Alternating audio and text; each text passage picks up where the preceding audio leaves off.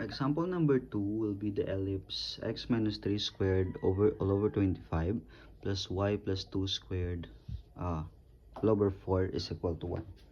So, okay, as I was saying earlier, so you need to get the LCD of the two fractions there, the left hand side. So that will be 25 times 4, which is 100. Okay, so you will write that as this.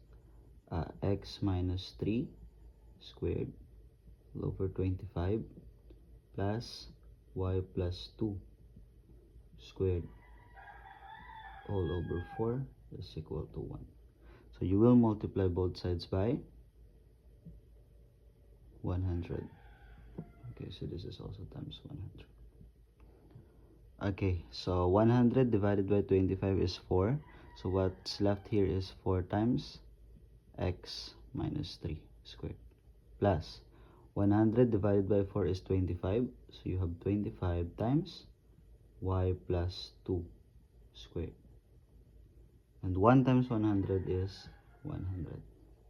Okay, next is to expand this and this. You will not be doing FOIL, but it's FOIL, but that will take us a long method. So this will be x squared minus 6x plus 9, so plus 25 times y squared plus 4y, okay, plus 4 is equal to 100. And then the next is to distribute. So you have 4x squared minus 24x, okay, plus 36 plus 25y squared plus 100y plus 100. We will move it there, so this will become minus 100 is equal to 0. And then arrange. Write this first.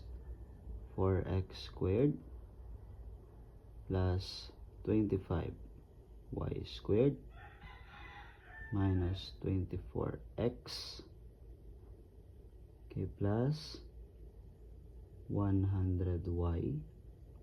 So this will be like 100 minus 100 is 0, so this will be 0. So what's left is 36, so you'll write plus 36 is equal to 0. Okay, so this is your general form.